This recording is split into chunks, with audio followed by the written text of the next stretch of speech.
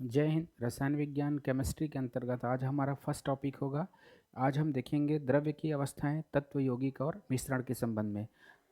हमारा जो क्लास है पूरी तरह से पी वाई क्यू बेस्ड होगा। हमने पहले आपको बताया था कि 2012 से लेकर के 2024 के जो क्वेश्चन होते हैं उसका जो डीप एनालिसिस है उनको करके ही ये क्वेश्चन बनाया गया है। हालांकि आज के जो क्लास में है वो पी वाई क्यूज़ को मैं शामिल नहीं किया हूँ, लेकिन पी वाई क्यू बेस्ड ही क्लास है, आप ध्यान रखिएगा। चलिए, सबसे पहले आज हम फर्स्ट टॉपिक कवर करेंगे। पहला टॉपिक का नाम है हमारे आसपास के पदार्थ, मैटर इन आवर सराउंडिंग। तो सबसे पहले हम समझते हैं रसायन शास्त्र आखिर क्या है। तो विज्ञान की वह शाखा जिसके अंतर्गत पदार्थ की कंपोजिशन, पदार्थ ऐसे बना कैसे है, उसकी जो स्ट्रक्चर होती है, उसकी प्रॉपर्टीज़ और उसकी केमिकल रिएक्शन है ना, केमिकल रिएक्शन के दौरान जो चेंजेस होता है उनका अध्ययन इस केमिस्ट्री के अंतर्गत किया जाता है। जो केमिस्ट्री शब्द की उत्पत्ति है वो कीमिया, ग्रीक वर्ड कीमिया से हुई है। ठीक है, मिस्र के कीमिया ग्रीक वर्ड से हुई है, जिसका अर्थ क्या है, काली मिट्टी। रसायन विज्ञान के जनक लेवेजियर को माना जाता है। उन्होंने द्रव्यमान संरक्षण का नियम दिया था। ठीक है, उन्होंने सिद्ध किया था कि किसी भी वस्तु को जलाने के लिए हमको ऑक्सीजन की आवश्यकता होती है। यह द्रव्यमान संरक्षण क्या होता है, अभिक्रिया से पहले कुल द्रव्यमान और अभिक्रिया के बाद जो कुल द्रव्यमान होता है वो एकदम बराबर होता है। देखिए, आपका जो द्रव्यमान है बिल्कुल यहाँ पर सेम होगा, मास अलग अलग हो सकता है। ठीक है, यहाँ पर द्रव्यमान का मतलब होता है मास और एक होता है वेट। ठीक है, वेट तो मास का मतलब होता है द्रव्यमान, सॉरी मैंने मास कह दिया था। तो द्रव्यमान सेम होगा लेकिन भार आपका अलग अलग हो सकता है, क्योंकि भार ग्रेविटेशनल फोर्स पर डिपेंड करता है। ठीक है, नेक्स्ट बात है, रसायन विज्ञान का जो पहला नोबेल अवार्ड है 1901 में वेंट हॉप को दिया गया था। किसके दिया गया था, वेंट हॉप को। भारत में रसायन विज्ञान के पिता डॉक्टर प्रफुल्ल चंद्र राय, किसको माना जाता है, प्रफुल्ल चंद्र राय जी को। इसे नाइट्रेट मैन ऑफ इंडिया के नाम से हम जानते हैं। पूरी क्लास फैक्ट एंड कॉन्सेप्ट के बीच में कोऑर्डिनेट करते हुए हम बनाएंगे। पूरी तरह से मैं फिर से एक बार कह देता हूँ कि पी वाई क्यू बेस्ड है। हम Vyapam, C G P S C prelims, other state P C S सारे चीज़ को ध्यान में रखते हुए लाए हैं। फुल्ली कंटेंट कवर करने की कोशिश की है ताकि आपका बिल्कुल भी समय खराब ना हो। तो सबसे पहले हम समझते हैं पदार्थ या द्रव्य को। तो विश्व की जितनी भी वस्तुएं हैं, है ना, उस सब को हम क्या कहते हैं, पदार्थ या द्रव्य कहते हैं। तो किसे कहेंगे पदार्थ और द्रव्य, एक्चुअल में वे पदार्थ है ना, वे वस्तुएं जो स्थान घेरते हैं तथा जिनमें भार होता है। एक तो देखिए स्थान घेरना हुआ और दूसरा भार हुआ। जैसे कि मेरा स्टाइलस है तो इसमें क्या होगा, स्थान घेर रहा है कुछ ना कुछ और इसका निश्चित रूप से कोई ना कोई वेट है, तो इसे ही हम क्या कह सकते हैं, पदार्थ। विश्व की सभी वस्तुएं क्या है, पदार्थ हैं। कुछ पदार्थ ऐसे होते हैं जिनमें भार नहीं होता है तो वो पदार्थ नहीं कहलाएगा, जैसे कि लाइट, प्रकाश, है ना, प्रकाश में भार नहीं होता है। पदार्थ की कई प्रकृति होती है। अब थोड़ा सा समझ लेते हैं, द्रव्य है ना, द्रव्य देखो, द्रव और द्रव्य में अंतर है। द्रव्य मतलब पदार्थ। तो द्रव्य जो होता है उसके कणों के मध्य, है ना, उसके कणों के मध्य आकर्षण बल पाया जाता है, एक आकर्षण बल कार्य करते हैं। और ये जो कण होते हैं हमेशा एक दूसरे के साथ मूवमेंट करते हैं, मतलब मूवमेंट बोलता हूँ, गति करते हैं। ठीक है, सदैव क्या होते हैं, गतिशील अवस्था में होते हैं। और द्रव्य का निर्माण अत्यंत सूक्ष्म कणों से होता है, जिसे हम परमाणु या अणु कह सकते हैं। ठीक है, अगला है, तो पदार्थ के कण किससे बनेगा, परमाणु और अणु से। ठीक, एटम शब्द ग्रीक भाषा के एटोमस शब्द से लिया गया है, जिसका अर्थ है अविभाज्य। मतलब परमाणु को और छोटे कणों में बांटा नहीं जा सकता, इस प्रकार इसे हम सबसे सूक्ष्मतम कण कहते हैं तत्व का। ठीक है, रासायनिक अभिक्रियाओं में परमाणु भाग लेता है, ये फैक्ट इंपॉर्टेंट हमको ध्यान में रखना है। अणु क्या होगा, किसी तत्व या यौगिक का वह सूक्ष्मतम कण जो दो या दो से अधिक परमाणुओं से मिलकर के बना होता है, जैसे कि हाइड्रोजन है, ऑक्सीजन है, ये सबको हम क्या कहेंगे, अणु बोलेंगे, मॉलिक्यूल्स कहते हैं। ठीक है, तो दो परमाणुओं के मिलने से क्या बनेगा, हमारा अणु बनेगा। तो ये कुछ बेसिक कॉन्सेप्ट है। अगला है हमारा क्लासिफिकेशन ऑफ मैटर। तो पदार्थ को हम कुछ अवस्थाओं में बांट सकते हैं दो आधार पे। एक उसको छूने के आधार पर, फिजिकल बेसिस, भौतिक आधार पर, और दूसरा होता है उसकी प्रॉपर्टीज के बेस पे, मतलब रासायनिक आधार पर। तो भौतिक आधार पर हम उसे ठोस, द्रव और गैस के रूप में बांट सकते हैं। पदार्थ की दो अवस्थाएं और होती है, एक को कहा जाता है प्लाज्मा और दूसरे को कहा जाता है बोस एंस्टीन कंडेंसेट। आपको मैं इसके बारे में तो नहीं बताऊंगा, लेकिन प्लाज्मा के बारे में जरूर बताऊंगा, और सीजीपीएससी ने यहाँ से एक क्वेश्चन बना भी दिया है ना। ठोस, द्रव, गैस की प्रॉपर्टीज, इसकी जो गुणधर्म है, ठीक है, प्रॉपर्टीज से CGPSC ने एक क्वेश्चन बना दिया है। तो देखिए मैं यहाँ पर ईयर तो मेंशन नहीं कर पा रहा हूँ, बट इन दोनों सेक्शन से क्वेश्चन बना दिया है। तो पूरी तरह से मेरा क्लास जो है PYQ बेस्ड है, मुझे ध्यान में है कहाँ से क्वेश्चन आया है, कहाँ से क्वेश्चन नहीं आया है। ठीक है, अगला होगा रासायनिक आधार पर हम उसे धातु, उपधातु और अधातु में बांटेंगे। ठीक है, किसे? तत्वों को। ठीक है, धातु, अधातु और उपधातु। तो रासायनिक पदार्थ पर पदार्थों को क्या करेंगे? तत्व, यौगिक और मिश्रण। तो तत्वों की तीन अवस्थाएं, धातु, अधातु और उपधातु। इसके लिए हम पूरी तरह से ना पीरियोडिक टेबल आपको याद करवा देंगे। ठीक है, यहाँ पर पीरियोडिक टेबल में आपको धातु, अधातु और उपधातु की स्थिति को बताएंगे। अगला है यौगिक। ठीक है, जिसे हम ऑर्गेनिक एंड इनऑर्गेनिक पढ़ेंगे। आप लोग ग्रेजुएशन में या 11th-12th में पढ़े भी होंगे organic chemistry and inorganic chemistry.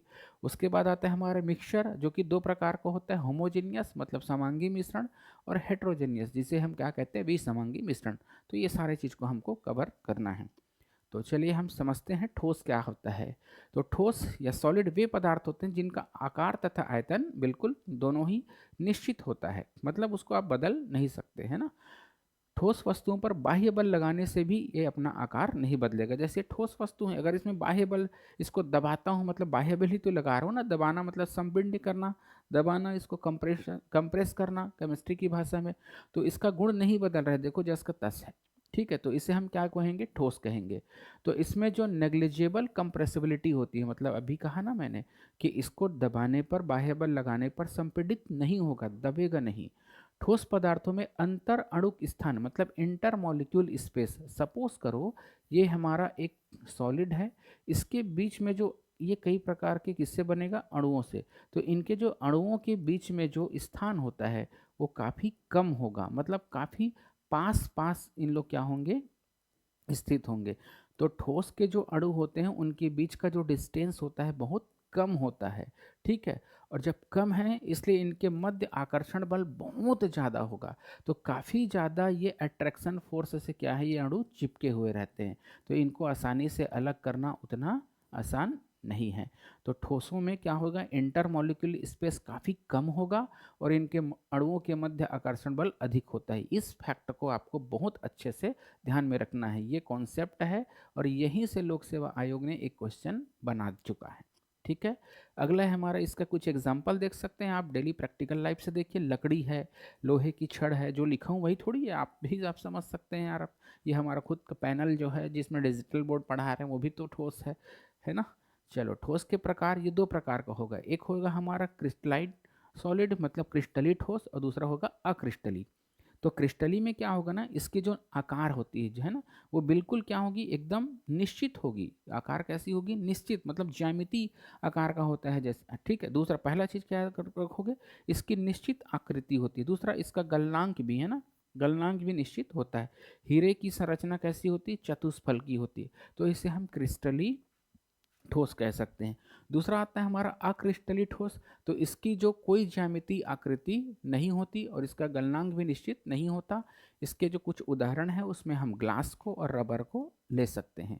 अगला आता है हमारा लिक्विड, जिसे हम द्रव कहते हैं। देखिए द्रव्य और द्रव में अंतर है ना। द्रव्य की तीन अवस्थाएं होती है, ठोस, द्रव और गैस। और ये हो गया द्रव। द्रव खुद अपने आप में द्रव्य की एक अवस्था है जिसे हम लिक्विड कहते हैं। तो वे पदार्थ जिनका आयतन निश्चित होता है, वॉल्यूम है ना, इसका आयतन तो निश्चित होगा, मतलब ये कितना स्थान घेरेगा वो निश्चित होगा, लेकिन आकार निश्चित नहीं होगा। मतलब आप लिक्विड को देख लिए, पानी को, तो अगर गिलास में रखेंगे तो ग्लास में, लोटे में रखेंगे तो लोटे में, है ना। तो पात्र के हिसाब से वो अपना क्या करेगा? वॉल्यूम को अलग अलग करता चलेगा। ठीक है, मतलब वॉल्यूम निश्चित होगा, पात्र के हिसाब से अपना आकार को ग्रहण करेगा। तो जिस पात्र में रखे जाते हैं उसी का आकार ये ग्रहण करेगा। तो दूध है, पानी है, डीजल है, पेट्रोल है, केरोसिन है, ये सब किसका उदाहरण है? हमारा, ठीक है, ये द्रव का उदाहरण है। अब देखो, कमरे के तापमान पर, सामान्यतः कमरे के तापमान को 30 से 35 से 25 डिग्री सेंटीग्रेड माना जाता है। तो सामान्य तापमान पर क्या होगा? कुछ अधातु द्रव रूप में भी पाए जाते हैं, जैसे ब्रोमीन। ये किस फॉर्म में पाया जाता है? लिक्विड फॉर्म में। अब इसके जो ये हैं कॉन्सेप्ट हैं, द्रवों में अंतर अणुक स्थान ठोसों की अपेक्षा अधिक होगा। मतलब अगर मैं कहूँ ये इसकी मॉलिक्यूल है, ठीक है, और इसको मैं मान लेता हूँ गैस का, सॉरी द्रव का, और इसको मान लेता हूँ मैं गैस का। अब इसको समझिए थोड़ा सा, ये ठोस है, ये द्रव है और ये गैस है। तो यहाँ पर अंतर अणुक जो डिस्टेंस है ये काफ़ी कम होगा, ठीक है, और द्रव में थोड़ा सा इससे ज़्यादा होगा, जबकि गैस में अंतर अणु स्थान काफ़ी दूर होगा। ये कॉन्सेप्ट है, इसको आपको समझना है। द्रव में अणुओं के बीच आकर्षण बल ठोस से कम होगा क्योंकि इसकी डिस्टेंस बढ़ गई है। द्रवों का घनत्व तो ठोस की अपेक्षा कम होता है, मतलब इसके जो अणु होते हैं वो थोड़ा दूर दूर पर होंगे, तो डेंसिटी भी ठोस से द्रव में और द्रव से गैस में कम होते चलेगी। अगला है गैस। तो वे पदार्थ जिसका आकार और आयतन दोनों अनिश्चित होता है और गैसों में अंतर अणुक स्थान क्या हो जाएगा, काफ़ी ज़्यादा बढ़ जाएगा। इसलिए ऐसी गैसों में ना हाई कंप्रेसिबिलिटी मतलब उच्च संपीड़न का गुण पाया जाएगा। गुब्बारे को आप दबाओगे तो इधर उधर क्या होगा, वो आकार वो चेंज करेगा, तो उसे उच्च संपीड्यता मतलब जितना दबाओगे वो फैलेगा। गैस के कणों के मध्य आकर्षण बल बिल्कुल नगण्य हो जाएगा और गैस के अणु तीव्र एवं अनियमित गति करते हैं क्योंकि अणु दूर दूर होते हैं। ऑक्सीजन है, मीथेन है, ये सब क्या है, इनके एग्जाम्पल है, किसी भी गैस को ले सकते हो। गैसों के गुण देखें, तापमान बढ़ाने से इसका आयतन बढ़ता है, मतलब ये टेम्परेचर पर डिपेंड करता है। इसका जो घनत्व है वो ताप और दाब पर निर्भर करता है, ये मेजर कॉन्सेप्ट है भाई। इसका जो घनत्व है ना, घनत्व मतलब जो अणुओं से मिलकर के बना होता है उसके अणु इसमें क्या होंगे, दूर दूर होंगे। तो अब अभी इसमें ये बोला गया है कि घनत्व जो होता है दाब और ताप पर निर्भर करता है। तो अगर हम दाब बढ़ाएंगे तो इसके जो अणु हैं वो पास पास आ जाएंगे। इसी प्रकार इसके हम ताप को भी बढ़ाएंगे तो क्या हो जाएगा, ये फैलना स्टार्ट हो जाएगा। ठीक, तो इसका जो डेंसिटी है वो ताप और दाब पर निर्भर करता है। इसी से कॉन्सेप्ट आता है एसटीपी मतलब स्टैंडर्ड टेम्परेचर एंड प्रेशर। ठीक, किसी भी स्टैंडर्ड टेम्परेचर एंड प्रेशर पर, ठीक है, 1 ग्राम अणु गैस का आयतन, ठीक है, 1 ग्राम गैस का आयतन कितना होगा, 22.4 लीटर होता है। मतलब 1 ग्राम जो अणु है वो 22.4 लीटर स्पेस घेरेगा। तो ये हो गया गैस और उसकी प्रॉपर्टीज। यहाँ से कंसेप्चुअल प्रश्न आपके आयोग ने बना चुका है।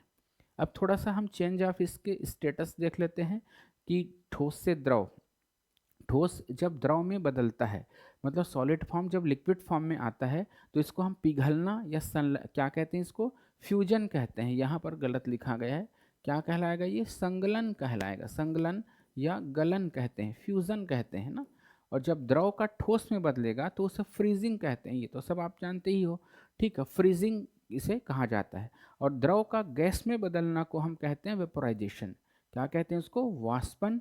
और गैस का द्रव में बदलना, गैस का द्रव में बदलना कहलाता है कंडेंसन। ठीक है, गैस का द्रव में बदलना, जो आपकी मानसून में बारिश होती है तो गैस जो होते हैं वो लिक्विड फॉर्म में ही तो आता है ना, मतलब द्रव किस में फॉर्म में जाएगा, सॉरी गैस संघनित होकर के द्रव फॉर्म में, उसके बाद जो भारी हो जाता है उसी के बाद वो गिरता है। ठीक है, तो द्रव का गैस में बदलना और गैस का द्रव में बदलना, इस कंप्लीट प्रोसेस को डिस्टिलेशन या आसवन भी कहा जाता है। ठीक है, आगे जाकर के प्रभाजी आसवन वगैरह आपको पढ़ाएंगे। अब देखो, ठोस का सीधे गैस में बदल जाना सब्लिमेशन या ऊर्ध्वपातन कहते हैं, जैसा कि आप कपूर में देख सकते हैं। ठीक है, आप जलाते हो ना भाई कर्पूर गौरम करके, तो कपूर जो जलाते हैं वो सीधे गैस में कन्वर्ट हो जाता है। और गैस यदि सीधे ठोस में बदल जाता है तो उसे डिपोजिशन या निक्षेपण कहा जाता है। क्या कहलाएगा वो, निक्षेपण कहलाता है। आगे देखते हैं। अब ये जो पदार्थ की जो अवस्थाएं हमने देखी, ठीक है, इसमें थोड़ा इसका एक कंपैरिजन स्टडी कर लेते हैं, क्योंकि जब तक हम तुलनात्मक अध्ययन नहीं करेंगे ना हमको एक्चुअल में समझ नहीं आती। और क्वेश्चन का जो बेस है, कंसेप्चुअल का क्वेश्चन का जो बेस है वो इसी पर ही आधारित होता है। चलिए एक एक करके देखते रहते हैं। ठोस द्रव गैस में जो घनत्व है क्रमशः क्या होते जाएगा, ठोस द्रव से गैस में कम होते जाएगा। आणविक आकर्षण बल भी क्या होते जाएगा, कम होते जाएगा। अंतर अणुक स्थान, अब इसके देखिए अलग है। ठीक है, अंतर अणुक स्थान सबसे ज्यादा किस में होगा, गैस में होगा। ठीक है, उसके बाद फिर द्रव, उसके बाद ठोस। ठोस के कण पास पास होते हैं ना, इसलिए प्रसार सबसे ज्यादा प्रसार गैस में होगा, फिर द्रव में, उसके बाद फिर ठोस में। विसरण मतलब डिफ्यूजन, फैलने का गुण, ठीक है, सबसे ज्यादा किस में होगा, गैस में, उसके बाद फिर द्रव में, उसके बाद फिर ठोस में। ठीक है, और गतिज ऊर्जा इसको अभी छोड़ के रख रहा हूं मैं। उसमें प्रभाव, हीटिंग इफेक्ट सबसे ज्यादा किस, सबसे तेजी से कौन गर्म होगा, गैस, उसके बाद द्रव, उसके बाद फिर ठोस। इस तरह से इसका हीटिंग इफेक्ट भी होता है। तो यहाँ से हमारे जो क्वेश्चन बनेंगे ये कॉन्सेप्चुअल बेस पर यहाँ से आ सकता है। ठीक है, तो इसको आप थोड़ा ध्यान में रखिए, काफ़ी इम्पोर्टेंट ये चार्ट है। ठीक, कॉन्सेप्चुअल यहाँ से क्वेश्चन वो बना सकता है। आगे पदार्थ की दो और अवस्था होगी, जिसमें से एक प्लाज्मा को बताऊंगा बोला हूँ, दूसरा होता है बोस आइंस्टीन कंडेंसेंट। तो प्लाज्मा को पहले पढ़ते हैं और उसे हम पदार्थ की कौन सी कहते हैं, चौथी अवस्था कहते हैं। इसकी सबसे पहली जो पहचान है ना, विलियम क्रुक्स द्वारा की गई थी। कब? 1879 में। तो आपको सन 1 याद रखने की जरूरत नहीं है। इविंग लेंग्यूमर ने इसे प्लाज्मा नाम दिया है। इसका प्लाज्मा नाम किसने दिया है? इविंग लेंग्यूमर ने दिया है। आप देखोगे ब्रह्मांड का पूरा 96% पार्ट आपका किससे बना हुआ है? प्लाज्मा से, है ना। आप प्लानेट के बारे में जानते होंगे, ग्रह, ठीक है। प्लानेट तो दो प्रकार के ग्रह होता है, एक आंतरिक ग्रह और दूसरा होता है हमारा बाह्य ग्रह। बाह्य ग्रह तो आंतरिक में हमारा बुध शुक्र पृथ्वी मंगल, बुध शुक्र पृथ्वी और मंगल, तो इसे हम आंतरिक ग्रह कहते हैं। और इसके बाद जितने ग्रह हैं, जैसे कि हमारा बृहस्पति है, शनि है, ठीक है, अरुण है, वरुण है, यूरेनस है और नेपच्यून है, ये सब, ये जो चारों है ना, वो प्लाज्मा के फॉर्म में है, ठीक है। आयनाइज्ड गैस के फॉर्म में होता है, इसे हम प्लाज्मा कहते हैं, ठीक। इसीलिए जो हमारे यान है, अंतरिक्ष यान, वो इसमें तो उतरेगा क्योंकि इसका जो सरफेस है वो सॉलिड है, लेकिन ये क्या होगा? गैसी है, सीधा अंदर से उस पार निकल जाएगा, ठीक है। तो ये आयनाइज्ड गैस फॉर्म में होता है, जिसे हम प्लाज्मा कहते हैं। इस पदार्थ के जो कण होते हैं बहुत ज़्यादा ऊर्जावान और एकदम ज़्यादा उत्तेजित अवस्था में होते हैं। इसकी पहचान है, जो आप घरों में जो ट्यूबलाइट्स होता है, नियान बल्ब होता है, उसके अंदर भी क्या किस फॉर्म में होता है? वो प्लाज्मा में। तो नियान बल्ब के अंदर नियान गैस और फ्लोरेसेंट ट्यूब, जिसको आप लोग ट्यूबलाइट कहते हो, उसके अंदर हीलियम या कोई भी अक्री गैस भरी जाती है। अक्री गैस का तो फार्मूला आपको पता है ना, हीलियम, नियान, आर्गन, क्रिप्टान, ठीक है, और ये जेनान, ये हमारी अक्री गैसें हैं। इन्हीं में से कोई गैस को भरा जाता है। सूर्य और जो तारा, सूर्य भी तो एक तारा है ना, ये भी किस फॉर्म में है? प्लाज्मा के फॉर्म में ही है, ठीक। तो यहाँ से भी CGPSC ने क्वेश्चन आपका बना दिया है। तो ये दो दो क्वेश्चन आज से हमारा आज का फंस चुका है। अगला देखते हैं हम, बोस आइंस्टीन कंडेंसेंट, ठीक है। तो ये पदार्थ की पांचवी अवस्था है और ये अवस्था ना आपको परम शून्य ताप में मिलेगा, मतलब 0 डिग्री केल्विन पर ही ये अवस्था देखने को मिलेंगी, ठीक। सत्येंद्र नाथ बोस ने इस पांचवी अवस्था की कल्पना की और अल्बर्ट आइंस्टीन ने इस पर विकसित अध्ययन किया, इसीलिए इसे बोस आइंस्टीन कंडेंसेंट कहा जाता है। बस इतनी ही बात ध्यान में रखनी है। एक और अवस्था होती है जिसे हम फर्मियोनिक कंडेंसेट कहते हैं, लेकिन हमको वहाँ तक अभी नहीं जाना है, हमको जनरल साइंस पढ़ना है, इसलिए आप बॉस आइंस्टीन तक भी जाने की जरूरत नहीं, केवल प्लाज्मा तक ही आप याद करिएगा। तो ये आज का फर्स्ट क्लास हो गया, जिसके अंतर्गत में मैंने पदार्थ की 4 अवस्था, वैसे तो 5 है बट आपको 4 याद रखने के लिए बोल रहा हूँ, ठोस, द्रव, गैस और प्लाज्मा, इतना आपको रटना है। ये PDF आपको टेलीग्राम में पोस्ट कर दिया जाएगा, ठीक है। नेक्स्ट क्लास में हम तत्व यौगिक मिश्रण, धातु अधातु पीरियोडिक टेबल को हम आपको समझाएंगे, ठीक है। क्लास को आप 1.10 करके आप देख सकते हैं अगर ज़्यादा स्लो हो रहा हो तो नेक्स्ट क्लास में मिलते हैं, तब तक अपना ख्याल रखिए। जय हिंद दोस्तों।